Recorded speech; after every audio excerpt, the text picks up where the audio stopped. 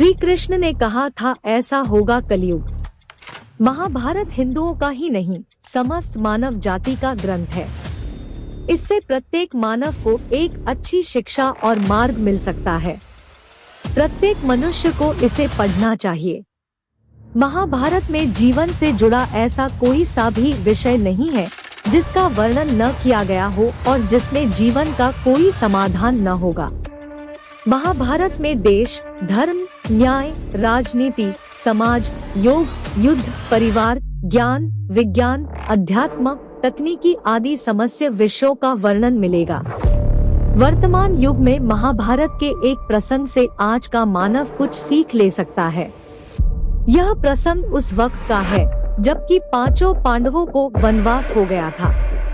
वनवास जाने से पूर्व पांडवों ने भगवान श्री कृष्ण से कहा, हे श्री कृष्ण, अभी यह द्वापर का अंतकाल चल रहा है। आप हमें बताइए कि आने वाले कलयुग में कलिकाल की चाल या गति क्या होगी, कैसी होगी। श्री कृष्ण कहते हैं, तुम पांचों भाई वन में जाओ और जो कुछ भी दिखे वह आकर मुझे बताओ, मैं तुम्हें उसका प्रभाव बताऊंगा। पांचों भाई वन में चले गए। वन में उन्होंने जो देखा उसको देखकर वे आश्चर्यचकित रह गए। आखिर उन्होंने वन में क्या देखा और श्री कृष्ण ने क्या जवाब दिया? युधिष्ठिर ने क्या देखा? पांचों भाई जब वन में रहने लगे तो एक बार चारों भाई अलग अलग दिशाओं में वन भ्रमण को निकले। युधिष्ठिर भ्रमण पर थे तो उन्होंने एक जगह पर देखा कि किसी हाथी की 2 सूंड है। यह देखकर युधिष्ठिर के आश्चर्य का ठिकाना नहीं रहा। अर्जुन ने क्या देखा? अर्जुन दूसरी दिशा में भ्रमण पर थे। कुछ दूर जंगल में जाने पर उन्होंने जो देखा उसे देखकर वे आश्चर्य में पड़ गए। उन्होंने देखा कि कोई पक्षी है, उसके पंखों पर वेद की ऋचाएं लिखी हुई हैं, पर वह पक्षी मुर्दे का मांस खा रहा है। भीम ने क्या देखा? दोनों भाइयों की तरह भीम भी भ्रमण पर थे। भीम ने जो देखा वह भी आश्चर्यजनक था। उन्होंने देखा कि गाय ने बछड़े को जन्म दिया है। जन्म के बाद वह बछड़े को इतना चाट रही है कि बछड़ा लहूलुहान हो गया। सहदेव ने क्या देखा? सहदेव जब भ्रमण पर थे तो उन्होंने चौथा आश्चर्य देखा कि 6 से 7 कुएं हैं और आसपास के कुओं में पानी है किंतु बीच का कुआं खाली है। बीच का कुआं गहरा है फिर भी पानी नहीं है। उन्हें यह देखकर घोर आश्चर्य हुआ कि ऐसा कैसे हो सकता है। नकुल ने क्या देखा? नकुल भी भ्रमण पर थे और उन्होंने भी एक आश्चर्यजनक घटना देखी। नकुल ने देखा कि एक पहाड़ के ऊपर से एक बड़ी सी शिला लुढ़कती हुई आती है और कितने ही वृक्षों से टकराकर उनको नीचे गिराते हुए आगे बढ़ जाती है। विशालकाय वृक्षों भी उसे रोक न सके। इसके अलावा वह शिला कितनी ही अन्य शिलाओं के साथ टकराई पर फिर भी वह रुकी नहीं। अंत में एक अत्यंत छोटे पौधे का स्पर्श होते ही वह स्थिर हो गई। पांचों भाइयों ने अपने देखे गए दृश्य की चर्चा की और शाम को श्री कृष्ण को अपने अनुभव सुनाए। सबसे पहले युधिष्ठिर ने कहा कि मैंने तो पहली बार 2 सूंड वाला हाथी देखा। यह मेरे लिए बहुत ही आश्चर्यजनक था। तब श्री कृष्ण कहते हैं, हे धर्मराज, अब तुम कलिकाल की सुनो। कलयुग में ऐसे लोगों का राज्य होगा जो दोनों ओर से शोषण करेंगे, बोलेंगे कुछ और करेंगे कुछ, मन में कुछ और कर्म में कुछ। ऐसे ही लोगों का राज्य होगा। इससे तुम पहले राज्य कर लो। युधिष्ठिर के बाद अर्जुन ने कहा कि मैंने जो देखा वह तो इससे भी कहीं ज्यादा आश्चर्यजनक था।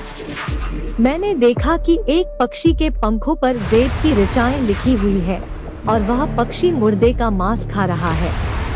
तब श्री कृष्ण कहते हैं, इसी प्रकार कलयुग में ऐसे लोग रहेंगे जो बड़े ज्ञानी और ध्यानी कहलाएंगे।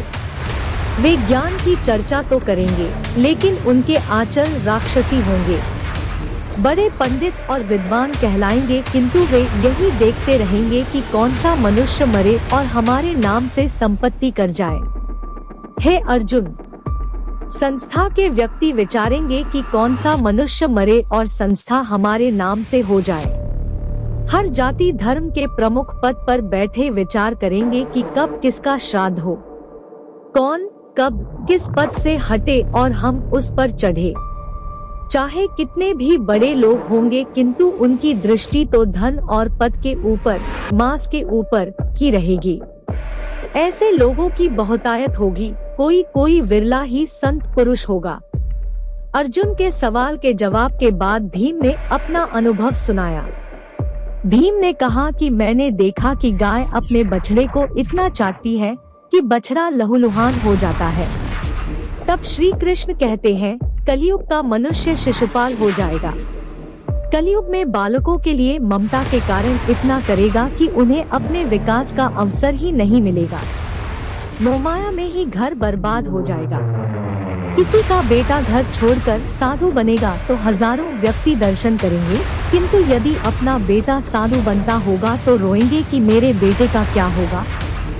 इतनी सारी ममता होगी कि उसे मोहमाया और परिवार में ही बांध कर रखेंगे और उसका जीवन वहीं खत्म हो जाएगा। अंत में बेचारा अनाथ होकर मरेगा। वास्तव में लड़के तुम्हारे नहीं हैं, वे तो बहुओं की अमानत है। लड़कियां जमाइयों की अमानत है और तुम्हारा यह शरीर मृत्यु की अमानत है। तुम्हारी आत्मा परमात्मा की अमानत है। तुम अपने शाश्वत संबंध को जान लो बस। भीम के बाद सहदेव ने पूछा, हे श्री कृष्ण, मैंने जो देखा उसका क्या मतलब है? मैंने यह देखा कि 5 से 7 भरे कुओं के बीच का कुआं एकदम खाली है, जबकि ऐसा कैसे संभव हो सकता है? तब श्री कृष्ण कहते हैं, कलयुग में धनाढ्य लोग लड़के लड़की के विवाह में, मकान के उत्सव में, छोटे बड़े उत्सवों में तो लाखों रुपए खर्च कर देंगे, परंतु पड़ोस में ही यदि कोई भूखा प्यासा होगा तो यह नहीं देखेंगे कि उसका पेट भरा है या नहीं। उनका अपना ही सगा भूख से मर जाएगा और वे देखते रहेंगे। दूसरी ओर मौज, मदिरा, मांस भक्षण, सुंदरता और व्यसन में पैसे उड़ा देंगे, किंतु किसी के 2 आंसू पोंछने में उनकी रुचि न होगी। कहने का तात्पर्य यह कि कलयुग में अन्न के भंडार होंगे लेकिन लोग भूख से मरेंगे। सामने महलों बंगलों में ऐशो आराम चल रहे होंगे लेकिन पास की झोपड़ी में आदमी भूख से मर जाएगा। एक ही जगह पर असमानता अपने चरम पर होगी।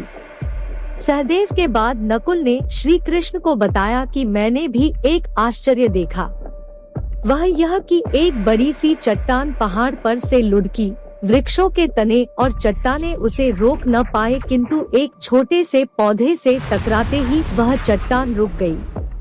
तब श्री कृष्ण ने कहा, कलयुग में मानव का मन नीचे गिरेगा, उसका जीवन पतित होगा।